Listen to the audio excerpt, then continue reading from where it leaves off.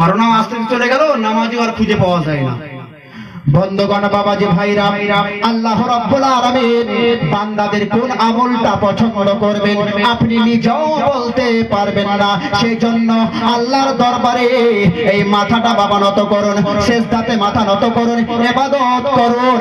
আপনার আমল যদি বাবা আল্লাহ রাব্বুল আলামিন কবুল করে নেন, তাহলে আপনার দুনিয়া ও আখিরাতে বাবা আপনার জন্য লাভবান। জোরে বলুন সুবহানাল্লাহ।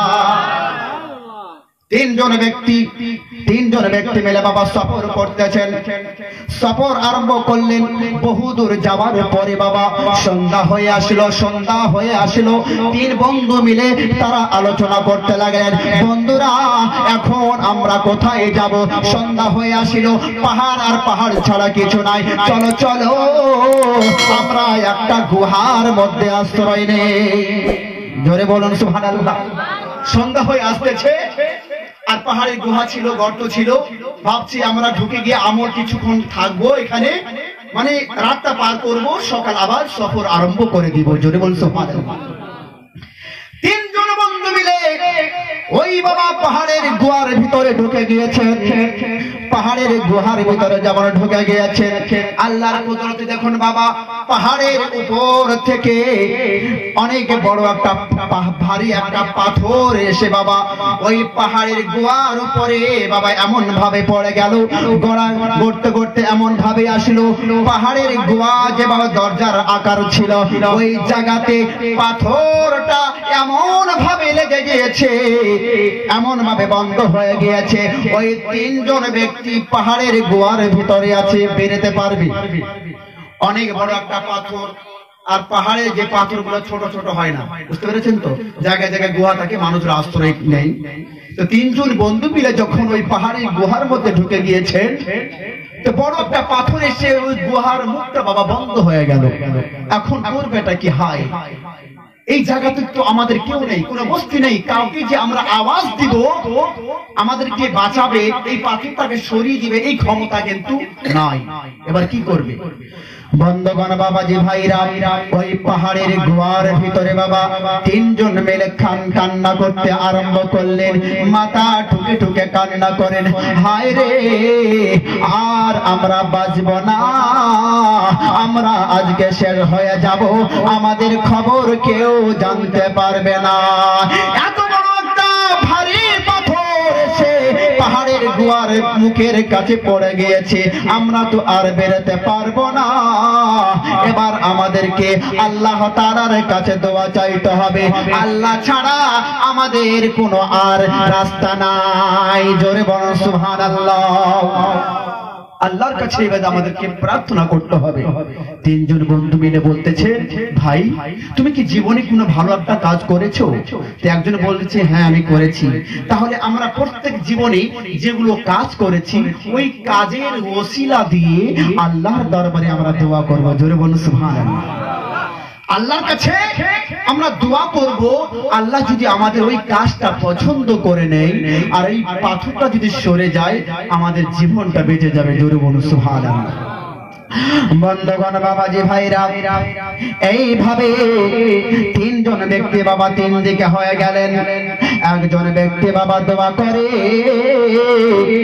আল্লাহর কাছে দোয়া করে বলেন, ইয়া রাব্বাল আলামিন, হে পরওয়ারদিগারে আলাম, আমি বড় গুনাহগার, আমি বড় পাপী, আমি জীবনে তো অনেক গুনাহ করেছি।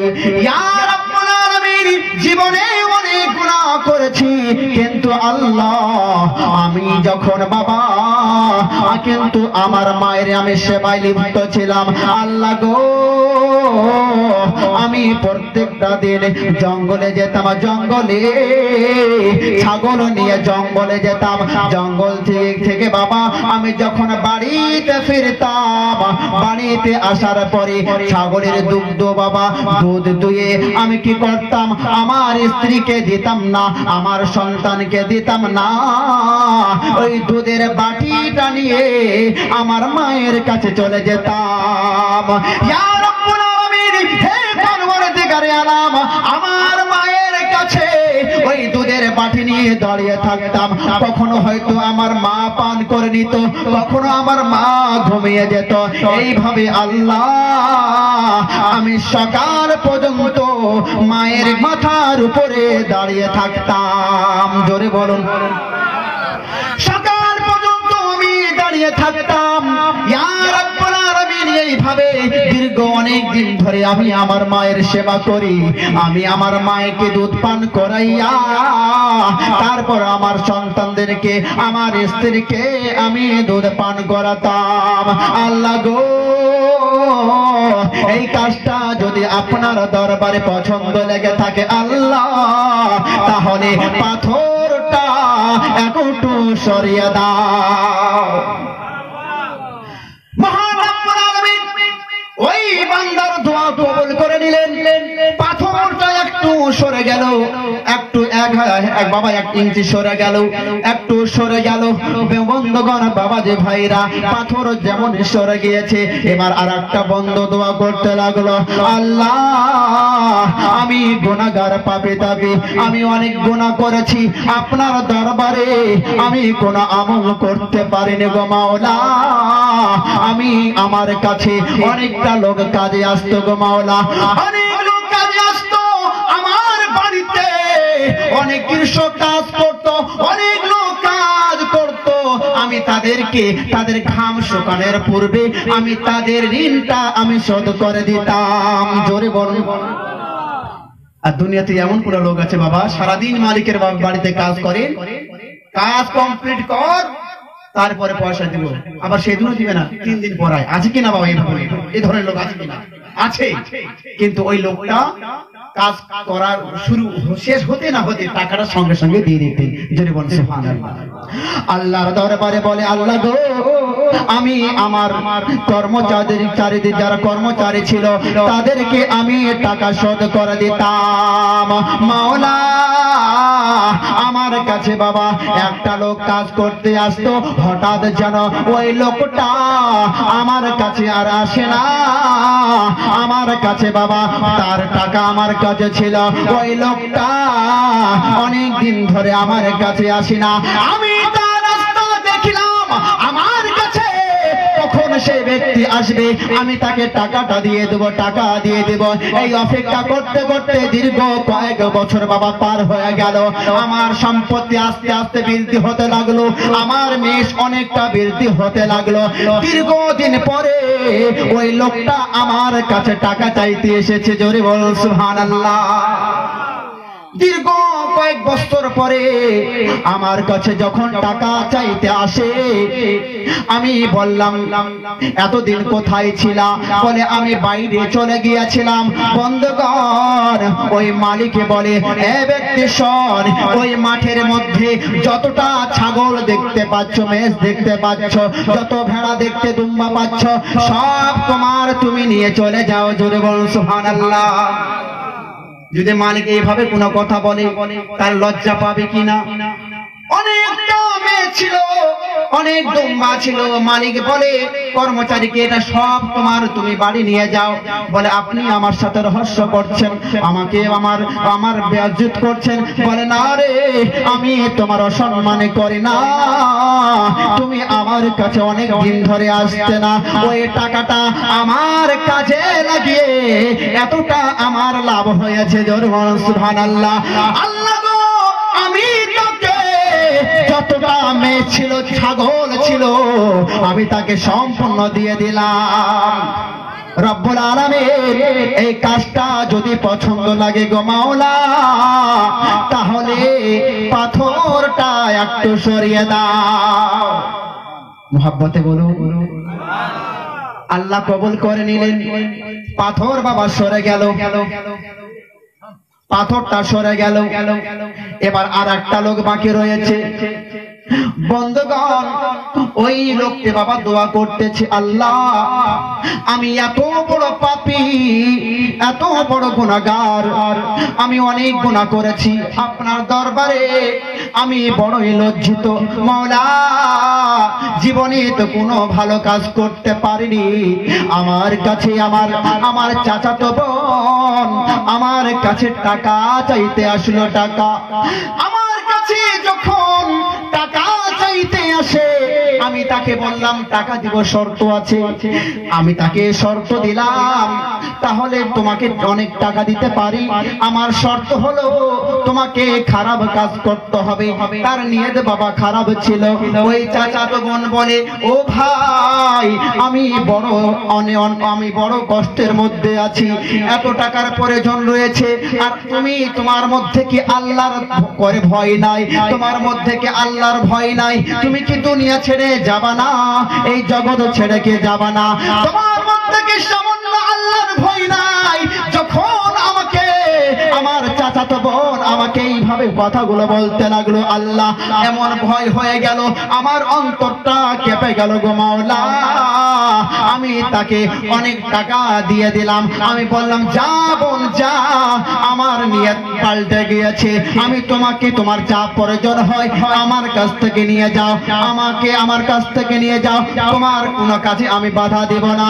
বন্ধুগণ, বাবাজি ভাইরা, আল্লাহর দরবারে বলতেছেন, আল্লাহ গো আমার বোনকে সাহায্য করেছে অনেক টাকা দিয়ে, এই টাকাটা যদি দেওয়াটা আপনার পছন্দ লেগে থাকে, আমি খারাপ কাজ করতে যাইনি, আপনার ভয়ে শুধুমাত্র আমি যাইনি। আল্লাহ যদি পছন্দ লেগে থাকে তাহলে পাথরটা একটু সরিয়ে দাও। পাথরটা আল্লাহ সরিয়ে দিলেন, সম্পূর্ণ পাথর বাবা সরে গেল, খুলে গেল। জোরে বলুন সুবহানাল্লাহ। এবার তারা তিনজন ব্যক্তি সুন্দরভাবে বেরিয়ে গেলেন। এটাকে বানানো গল্প? হাদিস থেকে বলছি। জোরে বলুন সুবহানাল্লাহ। বন্ধুগণ, বাবাজি ভাইরা, বুঝতে পারা গেল যে মানুষের জীবনে কখন কোন আমলটা আল্লাহ কবুল করেন আপনি বুঝতে পারবেন না। দেখা গেল আপনি রাস্তায় চলতে চলতে কোন একটা ভিক্ষুক আপনার সামনে এসে দাঁড়িয়ে গেল, বাবা আমাকে কিছু পয়সার দরকার, 10 টাকা 5 টাকা আমাকে দাও। অনেকজন আছে কোন কাম পায় না, শুধু ভিক্ষা করে। আরে বাবা 5 টাকা দিলে এমন কি ক্ষতি হয়ে যাবে? আপনি তো তাকে পুরো অট্টলিকে তো লিখে দিলেন না, 5 টাকা দিলেন। আপনার কাছে যখন চাইলো, আল্লাহ তো আপনাকে অনেক দিয়েছেন, আপনি কি আপনার পকেট থেকে কি 5 টাকা দান করতে পারবেন না? আপনি দান করবেন এটা আশা নিয়ে, আল্লাহ তোমার রহমত তোমার রিজিক তো আমি পাচ্ছি, আমার পকেট থেকে যদি আমি কাউকে উপকার করি আল্লাহ কি কমিয়ে দিবে? আল্লাহ বলছেন যারা দান করে, যারা খায়রাত করে, আল্লাহ তার রিজিক কি কমায় না, বাড়িয়ে দেয়। জোরে বলুন সুবহানাল্লাহ। তার রিজিক বাড়িয়ে দেয়। এই রিজিকে আল্লাহ রাব্বুল আলামিন রিজিক দাতা। আল্লাহ কি বান্দাদেরকে নিরাশ করবে না বাবা? সবাইকে খাবার দেয়, সবাই খাবার পায়। আল্লাহ যাকে পিঁপড়া বানিয়েছে সে কি না খেয়ে মরে গিয়েছে? সেও তো খাবার পায়। মাছের কি খাবার নাই? সেও খাবার খায়। আল্লাহ তাআলা প্রত্যেক মাখলুকাতকে, যাদের মধ্যে জান আত্মা আছে, জীব, প্রত্যেকটা জীবকে আল্লাহ রিজিক দিয়েছেন। আর মানুষ তো হলো আশরাফুল মাখলুকাত, আল্লাহ তাদেরকে সম্মানের খাওয়া দিয়েছেন। জোরে বলুন সুবহানাল্লাহ। সম্মানের খাওয়া দিয়েছেন। তা আল্লাহ রাব্বুল আলামিন দরবারে কোন কাজটা পছন্দ হবে আপনি নিজেও বুঝতে পারবেন না, আপনি নিজেও জানতে পারবেন না যে আমার কোন কাজটা আল্লাহ কবুল করে নিল। সেই জন্য বাবা সব সময় যখন আপনি মসজিদে যাবেন সব সময় এটা খেয়াল করবেন, আমি আজকে যে ফজরের নামাজটা আদায় করলাম আল্লাহ যদি কবুল করে নেয় তাহলে আপনার জীবন ধন্য হয়ে যাবে। জোরে বলুন সুবহানাল্লাহ।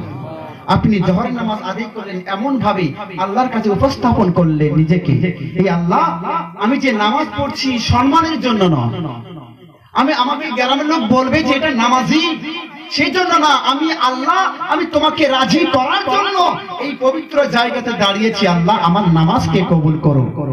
অবশ্যই কবুল করবে। জোরে বলুন সুবহানাল্লাহ। আছি ডুবে আমি পাপের সাগরে, জোরে বলুন সুবহানাল্লাহ।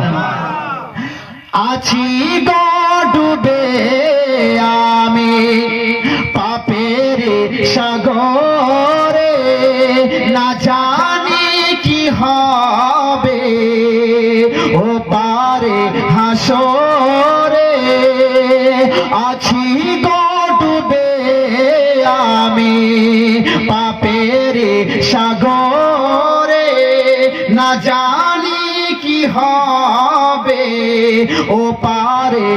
হাসরে তোমারি সুপারিশ বিনে তোমারি সুপারিশ বিনে কেমন হব পার জোরে বল সুবহানাল্লাহ তোমারি সুপারিশ বিনে কেমন হব পার মুসিবতে না পাই যদি করুণা তোমার মুসিবতে না পাই যদি করুণা তোমার আল্লাহ এবং আল্লাহর রাসূল যদি রাজি না থাকে তাহলে বেড়া পার হতে পারবেন না কোনো রাস্তা নেই বাবা যদি আল্লাহ এবং আল্লাহ রাসূলকে যদি রাজি না করতে পারেন তাহলে এই জীবনে কোনো মূল্য নেই আটক হয়ে যাবে শেষ জায়গা থেকে আটক হয়ে যাবে যেতে পারবেন না আছি গো ডুবে